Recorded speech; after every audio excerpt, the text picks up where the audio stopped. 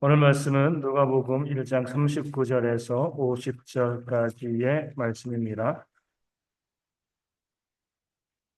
누가복음 1장 39절에서 50절까지의 말씀. 우리 신약 성경으로 87면에 있습니다. 그 말씀을 읽어 드리겠습니다. 이때 마리아가 일어나 빨리 산골로 가서 유대 한 동네에 이르러 사가랴의 집에 들어가 엘리사벳에게 문안하니 엘리사벳이 마리아가 문안함을 들으매 아이가 복중에서 뛰노는지라. 엘리사벳이 성령의 충만함을 받아 큰 소리로 불러 이르되 여자 중에 내가 복이 있으며 내 태중의 아이도 복이 있도다. 내 주의 어머니가 내게 나오니 이 어찌 된 일인가. 보라, 내 문안하는 소리가 내 귀에 들릴 때에 아이가 내 복중에서 기쁨으로 뛰놀았도다. 주께서 하신 말씀이 반드시 이루어지리라고 믿은 그 여자에게 복이 있도다. 마리아가 이르되 내 영혼의 주를 찬양하며 내 마음이 하나님 내 구주를 기뻐하였음은 그의 여종의 비천함을 돌보셨습니다. 보라, 이제 후로는 만세에 나를 복이 있다 일컬으리로다. 능하신 이가 큰 일을 내게 행하셨으니 그 이름이 거룩하시며 긍휼하심이 두려워하는 자에게 대대로 이르는도다. 아멘. 부모님 말씀을 통해서 외치태원 강사님께서 이루시는 하나님이라는 제목으로 귀한 말씀을 증거해 주시겠습니다.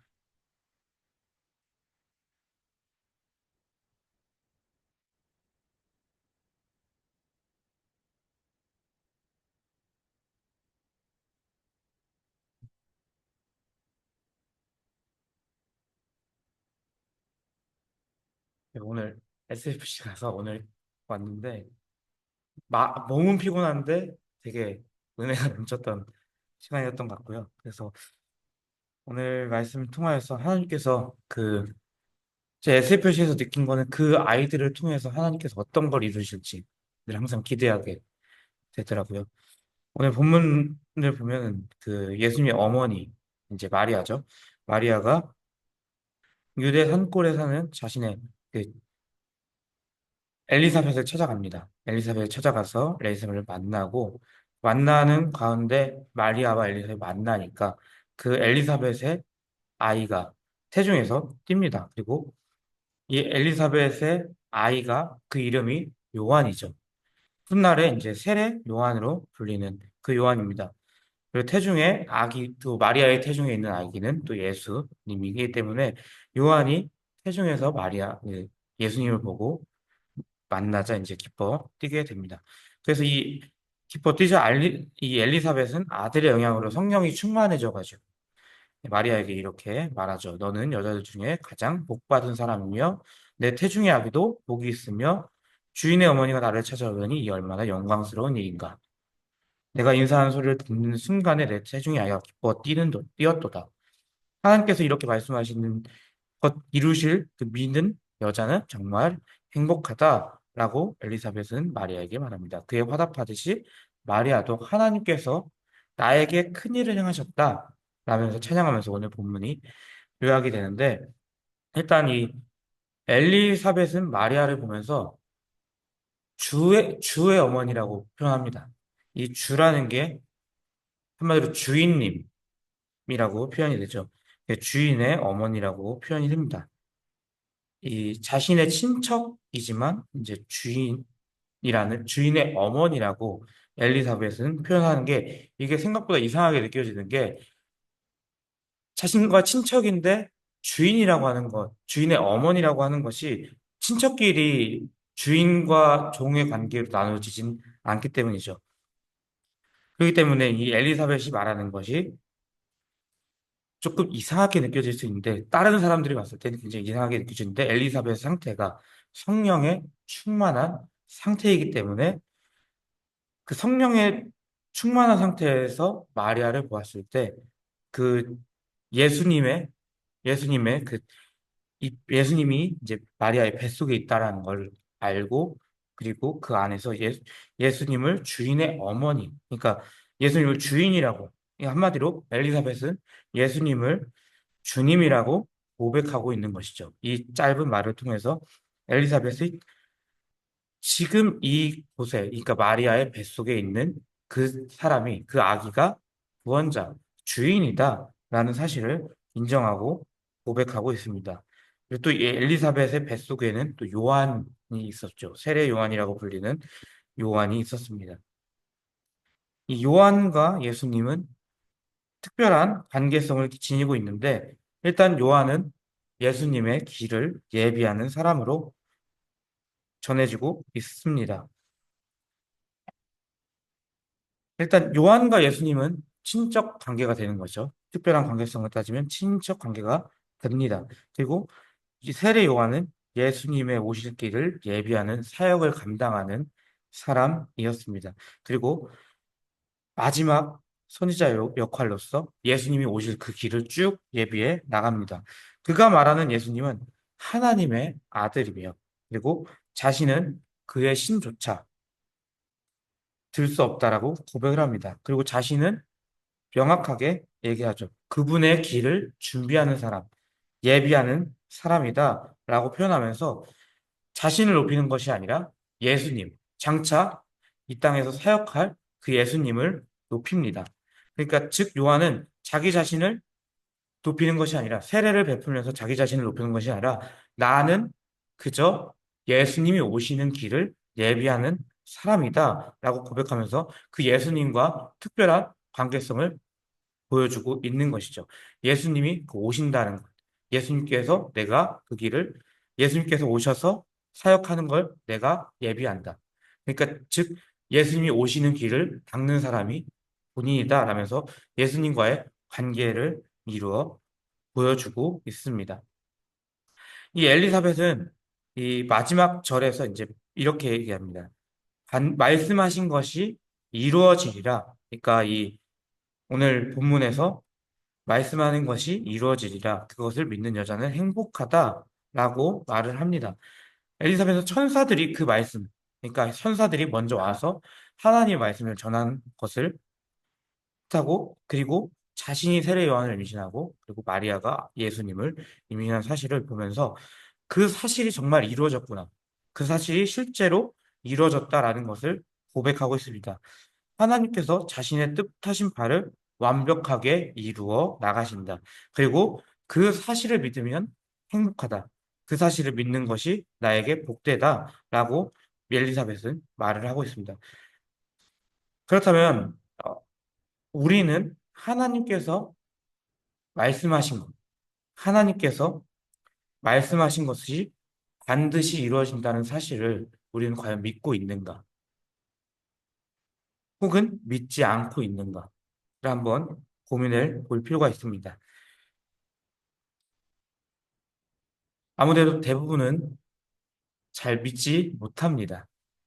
그러니까 하나님께서 반드시 이루어 주신다는 사실을 믿지 못합니다. 왜냐하면 우리는 우리 앞일을 모르기 때문에 하나님께서 어떻게 나를 통해서 그 일을 이루어 가실지 앞일을 전혀 알 수 없기 때문에 우리는 그 하나님께서 나에게 어떤 일을 행하실지, 반드시 무엇이 이루어질지 잘 모릅니다.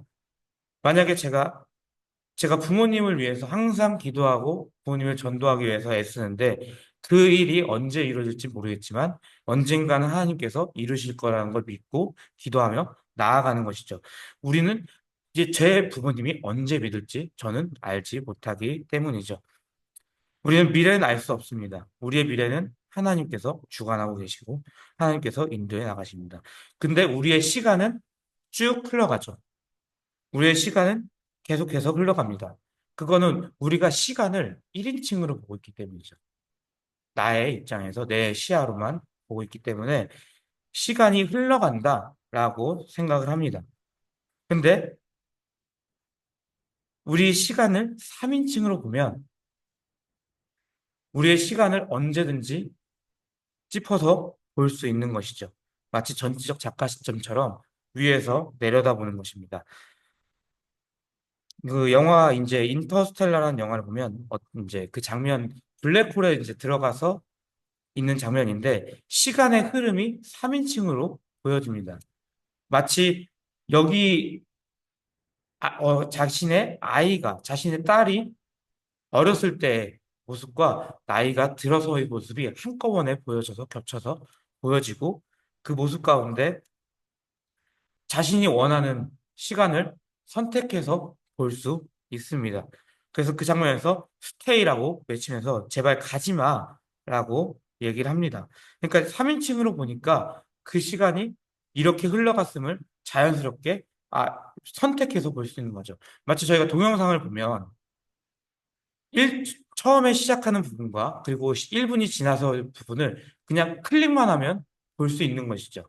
근데 그 길이는 언젠간 끝나는, 동영상 언젠간 끝나지만 본인이 원하는 시간을 볼 수 있는 것처럼 이 3인칭에서 볼 때는 시간은 전혀 흐르는 것이 아닙니다. 1인칭으로 봤을 때 시간은 계속 가는 것이죠. 근데 우리는 이 절대 3인칭으로 우리의 미래를 알 수 없고 볼 수가 없습니다. 근데 하나님께서는 3인칭 그 이상에서 우리를 내려다보고 계십니다. 그래서 그 하나님의 그 계획 가운데 하나님께서 우리에게 이뤄나갈 그 계획들이 언젠간 이루어지실 거다. 하나님의 섭리 안에서 우리의 삶이 작용하고 있는 것이죠. 우리가 그 하나님의 계획에 우리가 느끼기에는 하나님의 계획이 이루시는 것에 우리가 느끼기에는 그것이 30년이 걸릴 수 있고 혹은 2시간이 걸릴 수 있고 그 시간은 하나님께서 그때에 일어 나가는 것입니다. 그래서 그 계획을 우리는 믿으면서 그 앞길을 향해서 계속 걸어 나가는 것이죠. 그 반드시 하나님께서 우리의 모든 것을 이루어 주실 거라는 그 믿음으로 나아가야 하는 것이죠. 그리고 그 가운데 하나님께서는 그 계획 안에 나를 사용하실 거다. 그 계획을 나를 통해서 일어나시고 하나님의 계획이 나를 통해서 반드시 이루어질 거다라는 것을 오늘 엘리사벳과 마리아를 통해서 하나님의 계획이 반드시 이루어진다라는 사실을 보여주고 있습니다. 그래서 그런 하나님께서는 나를 통해서 어떤 일을 이루어 나갑니다. 그리고 이제 마리아는 이제 본문에서 이렇게 얘기를 하죠. 하나님께서 나에게 큰 일을 행하셨다라고 고백을 합니다. 이 마리아의 고백은 하나님께서 내가 아무것도 가진 것이 없지만 나를 사용해서 큰 일을 행하신다라고 얘기합니다. 우리가 찬양 중에 그 나 가진 것 없고 나 가진 것이 없지만 나 지식 없고 정말 하나님께서 주신 건강도 없지만 나 오직 하나님만으로 충만하다라는 가사가 있습니다. 그 고백이 마치 이 마리아의 고백, 마리아가 나에게 큰 일을 행하셨다라는 고백을 하는 것처럼 정말 내가 가진 것이 없고 내가 아무것도 보잘 것 없지만 하나님께서 그런 나를 사용하셔서 이 비천한 나를 돌보시고 돌보심 가운데서 나를 사용하여서 하나님의 계획을 능히 이뤄나갈 거다라고 이야기하고 있는 것이죠. 우리가 정말 하나님의 계획을 믿는다면 우리 삶을 통해서 하나님께 전적으로 우리가 삶을 의지하고 맡겨야 합니다. 그래서 하나님께서 나의 길을 인도하시고 나를 통해서 그 하실 일을 우리는 기대하면서 하나님께 모든 것을 의지하고 맡겨야 합니다. 내가 하나님께 나를 의탁하고 의지한다면 하나님께서 나를 지키시고 보호하시고 나의 요새가 되시고 피난처가 되십니다. 그렇다면 여러분은 하나님께 나를 맡기고 있습니까? 아니면 그렇지 않고 있습니까? 이 질문에 대답하기라는 굉장히 어려운 일이죠. 왜냐하면 이 질문이 어떤 때는 내가 하나님께 나를 맡기는 일이고 어떤 때는 내가 나의 욕심대로 살아가고 있기 때문입니다.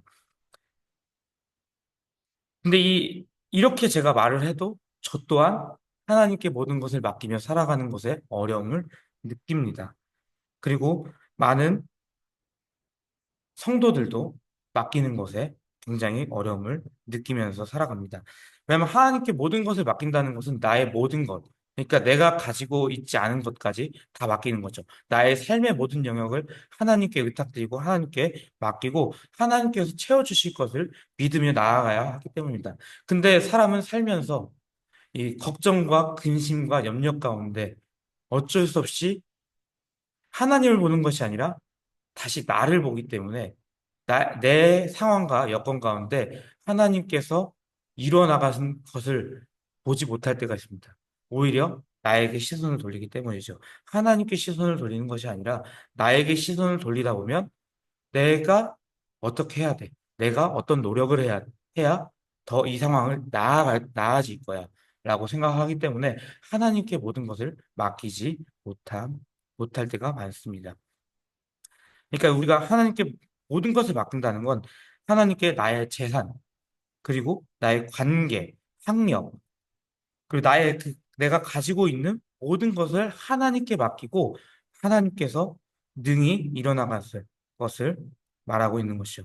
내가 가진 모든 것이 하나님의 것입니다. 라고 고백을 하는 것이죠. 그리고 하나님의 계획으로 내 모든 것이 사용되기를 바라는 마음으로 하나님께 사용되기를 원하는 마음으로 나아가는 것입니다. 내 욕심이 아니라 하나님께서 그 계획과 섭리 가운데 내 모든 것이 사용되기를 원하는 것입니다. 그래서 하나님의 계획 가운데 정말 이 하나님께서 하실 그 큰 일을 기대하면서 하나님께 감사드리면서 하나님께서 나의 모든 것을 사용해서 그 계획이 이뤄나가신다라는 그 사실 나의 하나님의 계획이 사용되길 원한다고 고백하는 우리의 신앙이 있어야 합니다. 하나님께서는 우리의 돈을 노리는 분이 아니시죠. 우리의 전 재산을 노리는 분이 하나님의 강도가 아니에요. 어떤 청년들이나 어떤 학생들이 대부분 어떤 얘기를 하면 하나님께서는 마치 헌금을 원하는 것처럼 마치 돈을 내야 하나님께서 나에게 무언가를 채워주는 것. 헌금을 하면 하나님께서 나에게 더 많은 것을 채워주실 거야. 마치 투자하듯이. 마치 내가 1을 주면 하나님께서 나에게 2를 더해 주시겠지. 계산적으로 하는 것이 아닙니다. 하나님께서는 그런 분이 아니시죠. 이렇게 이야기하면 여기 이제 저희 정인이가 이제 저희가 예배 끝나면 항상 교회에 와요. 교회 와서 본인은 이제 즐겁게 기타를 치죠. 즐겁게 기타를 치고 피아노를 치고 또 악기를 다루는 걸 굉장히 좋아합니다. 이 기타를 치는 것 그리고 피아노를 치고 드럼을 치는 것 정인이에게 큰 즐거움과 기쁨입니다. 정인이한테 그거 하지 말라 그러면 당연히 화를 내겠죠. 그리고 굉장히 싫어할 것입니다. 근데 하나님께서는 이 정인이가 기타 치는 것을 사용하시죠. 우리 찬양팀을 통해서 연주를 통해서 하나님께 영광을 돌리는 그 일에 정인이도 만족하고 하나님께서도 만족해 나가는 것입니다. 하나님께서 정인이를 통해서 찬양 연주를 통해서 하나님께서 정인이를 일어나갈 큰 일이 계속해서 일어나고 있는 것입니다. 그러니까 하나님께서는 정인이의 재능을 사용해서 일어나가시는 거죠. 그리고 성장시켜 나가는 것입니다. 꼭 이게 무거운 일, 어떤 뭔가 감당하지 못할 사역을 얘기하는 것은 아닙니다. 자신의 가진 달란트가 하나님을 위해서 사용된다라는 그것이 하나님께 내 모든 것을 맡기고 나가는 것이죠. 그런 믿음의 사람이 되어 나가는 것입니다. 제가 창대교회 있을 때 나이가 한 70에서 80 되시는 집사님이 계셨어요. 이제 은퇴하신 분이죠.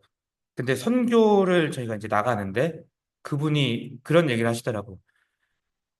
그분이 이제 선교를 나도 나가겠다라고 해서 신청을 하셨는데 다른 이제 많은 나이 있으신 집사님들이 왜 그 나이에 힘들게 고생하면서 선교를 나가려 하냐 라고 얘기했을 때 그 집사님이 이런 얘기를 하더라고요. 제가 이제 그 집사님이랑 얘기를 많이 한 이유가 비행기 탈 때 옆자리에 앉아가지고 얘기를 계속 하게 됐는데 그 집사님이 선교에 가게 된 이유는 내가 이렇게 나이 들었지만 하나님께서 나를 사용하실 거다. 이 일을 통해서 하나님께서 다른 이들에게 다른 이제 본인과 같은 선교회에 있는 사람들이 나를 통해서 용기를 얻고 또 선교에 마음을 품고 뜻을 가지고 더 일할 것이다. 라는 기대가 있고, 그리고 하나님께서 그 일을 통해서 나를 사용하신다. 그 기도 가운데 본인도 이게 도전이고 용기지만 하나님께서 나의 모든 것을 사용하신, 하나님께서 그 큰 일을 기대하면서 선교를 나간 것이죠. 근데 나가서 굉장히 힘들어 하셨지만, 육체적으로는 굉장히 힘들어 하셨지만, 한 번도 불평불만 없이 모든 사역에 노력을 애쓰고 땀 흘리면서 봉사와 같이 헌신하셨던 모습을 보면서, 아, 그 갔던 젊은 청년들과 그리고 이제 집사님들, 권사님들이 더 힘써서 헌신하는 모습을 가지게 되는 것이죠. 그분은 본인을 통해서 본인이 하나님께서 나에게 큰 일을, 내 일을 통해서 기대하셨지만 다른 선교지에서 사역을 하는 모든 사람들이 힘을 얻고 일을 하고 그 사역을 감당할 수 있었던 것이죠. 그리고 그분을 통해서 돌아와서 그분이 그 집사님이 돌아와서 자신의 이 선교 갔던 얘기를 선교회에서 이제 같이 얘기를 하면서 다른 가지 않으셨던 분들도 도전을 얻고 힘을 얻고 아 우리도 할 수 있다라는 마음으로 더 애쓰고 교회를 위해서 봉사하시는 그런 모습들을 보았는데 정말 하나님께서는 내 건강이 없지만 하나님께서 그분을 통해서 정말 하나님의 사역이 이루어지게 하신 것이죠. 정말 그분이 힘들지만 아주 작지만 그냥 가서 아주 작은 일, 뭐 무거운 것을 든다거나 이런 것이 아니지만 그곳에서 견디면서 한, 그 어려운 그 날씨 가운데서도 견디면서 같이 조금의 도와줌을 통하여서 모든 사람이 힘을 얻고 나가는 것이죠.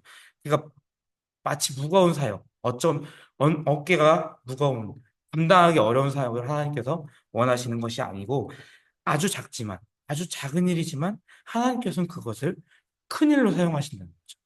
그게 하나님의 계획 안에 있다라는 것입니다.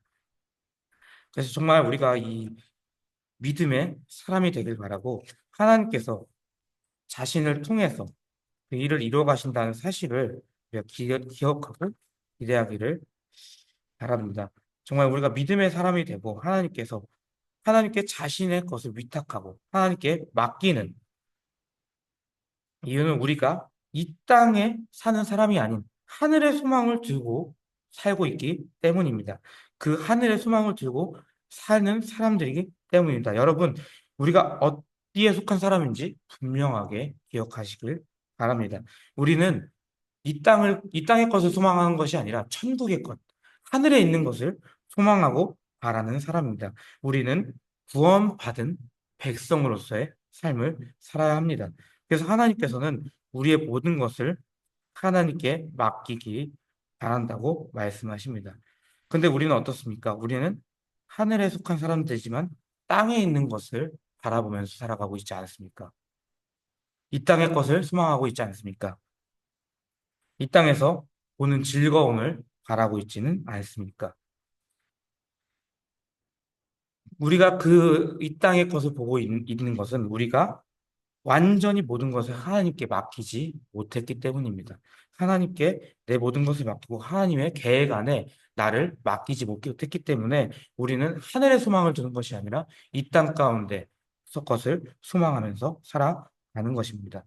물론 그건 힘들겠죠. 우리는 꾸준히 애쓰고 노력해야 합니다.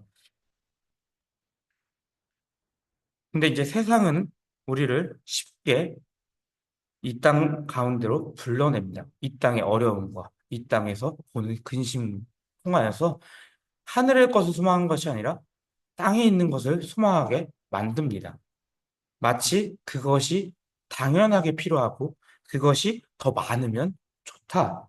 그것이 이 땅에서 즐거움이 더 크면 클수록 우리에게 유익이 있다라고 세상이 이야기하고 있기 때문에 이것을 우리가 하늘의 소망을 하는 것이 아니라 땅을 바라면서 살게 되면 별 특별한 생각을 하지 않고 살아가면 그것이 당연한 걸로 여기는 거죠. 이 땅에 있는 것, 이 땅의 것을 소망하는 것이 당연하게 여겨집니다.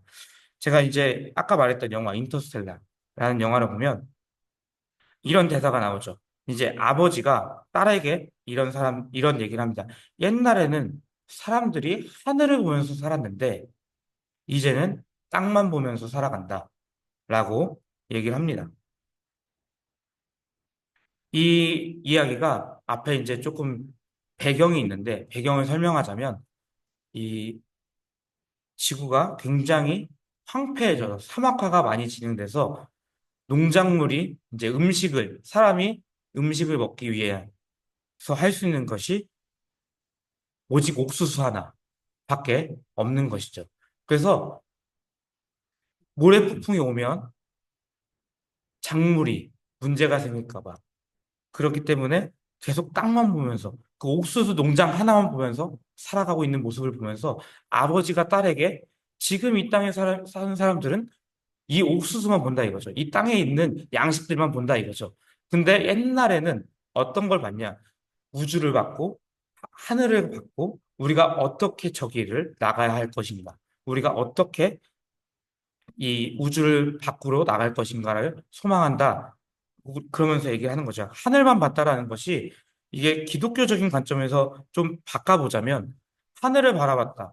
즉, 우리가 천국을 바라보는 사람들이 지금은 계속 이 땅에 있는 것, 이 땅의 부와 명예, 권력, 그리고 자신의 즐거움, 욕심, 쾌락을 보면서 살아가고 있는 모습을 대변한다. 라는 것이죠. 단순히 우리의 지금 눈앞에 있는 걱정거리, 내가 어떻게 먹고 살지, 하나님께서 나의 먹을 것을 채워주신다는 것을 출애굽을 통해서 보여주었지만 계속해서 우리는 이 땅에 있는 것, 내가 어떻게 먹고 살고, 내가 어떻게 부를 쌓고, 그리고 내가 이 재산을 누구에게 물려줄 것인가를 고민하면서 살아가는 것이죠. 그러면서 하늘을 보는 것이 아니라 계속해서 땅을 보면서 땅에 있는 걱정거리를 보면서 살아가는 것이죠. 정말 천국을 소망하는 사람들이 없다라는 것입니다. 그러니까 우리가 이 땅에 있는 모든 것을 당연하게 여기기 때문에 우리가 하늘에 속한 사람인데 땅에 속한 사람처럼 살아가기 때문에 이 땅에 있는 것이 당연하게 여겨지는 것이죠. 그래서 이 땅의 즐거움과 이 땅에서 즐거운 것들이 땅에서의 즐거운 것들이 나의 즐거움과 그리고 이 땅의 걱정거리가 지금의 나의 상태, 걱정거리를 만들어내고 있습니다. 그리고 이 지금 현재 일어나는 모든 일들이 지금 현재 당연시 여겨지고 있습니다. 마치 교회 안에서도 당연시 여겨지고 있는 것이죠. 교회에 있는 사람들은 하늘을 소망하는 사람들인데, 하늘에 속한 사람들인데, 계속해서, 나는 땅에 있는 사람이야. 난 땅에 속한 사람이야. 하늘을 바라보지 않으면서 살아가고 있는 것입니다. 그렇기 때문에 마치 당연하게 여겨지는 것이죠. 지금의 이 땅에 이뤄지는 모든 것들이, 나에겐 이게 당연한 일이야. 나는 하늘에 속한 사람이야. 나 원래는 땅에 속한 사람들이야. 이 땅 가운데 하늘을 소망하는 것이 아니라 이 땅 가운데서 그저 하루하루 먹을 것, 하루하루 살아갈 것을 기대하면서 살아가는 사람들이야. 라고 이야기를 합니다. 근데 우리는 잊지 않아야 하는 것이죠. 우리가 이 땅에서 끝나 없어질 것을 소망하는 것이 아니라 하늘에 있는 영원한 것을 소망해야 한다는 것. 그 사실을 우리를 잊지 않아야 합니다. 그 사실이 우리를 더욱더 하나님을 보게 하고 하나님께 내 모든 것을 맡기게 만드는 것이죠. 여러분, 우리는 영혼을 소망하면서 살아가는 하늘에 속한 사람들입니다. 그런 여러분이 이 땅에 있는 것을 당연히 여기면서 살지 않기를 바랍니다. 그래서 여러분이 하늘을 소망하면서 하나님께 계획과 하나님께서 나를 통해 이루어나가시오. 하나님의 나라의 큰 일에 사용되기를 바랍니다. 그 가운데 우리가 그 사실을 믿으면서 하나님의 계획 안에 나의 모든 것을 맡기고 하나님의 계획 안에 내가 사용되기를 바라는 우리가 되기를 바랍니다. 제가 이 SPC 갔다 오면서 그 아이들을 보는데 그 아이들이 정말 믿음 안에서 정말 이 땅의 걱정거리를 보지 않고 하늘에 속한 사람들처럼 좀 구별되고 그 아이들이 구별되고 정말 하나님을 믿는 그 아이들로 계속해서 소망하면서 기도하고 왔는데 이게 그 아이들만의 대상이 아니라 저와 그리고 모든 기독교인들이 가져야 할 마음이 아닌가. 나이에 상관없이 하나님을 믿는다고 한다면 내가 하나님의 계획 안에서 사용될 것을 믿으면서 살아가는 우리가 되기를 바랍니다. 그래서 우리가 정말 믿음이 점점 더 성장하고 성숙해서 나의 모든 것을 조금씩 조금씩 하나님께 맡겨나가고 하나님의 계획에 나를 맞추는 우리가 되기를 간절히 바랍니다. 기도하겠습니다. 하나님 아주 감사드립니다. 주님께서 언제나 우리에게 힘 주시고 능력 주시고 함께하여 주십니다. 하나님께서는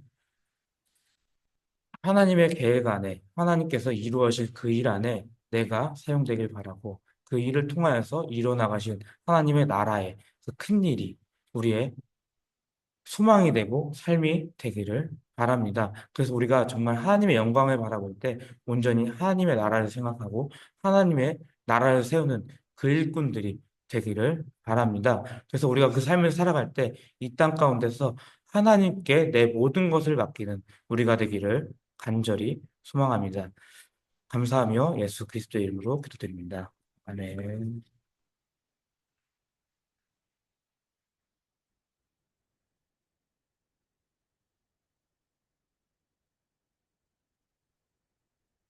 말씀을 생각하시면서 352장 함께 찬송하도록 하겠습니다. 352장 십자가 군병결함 때 찬송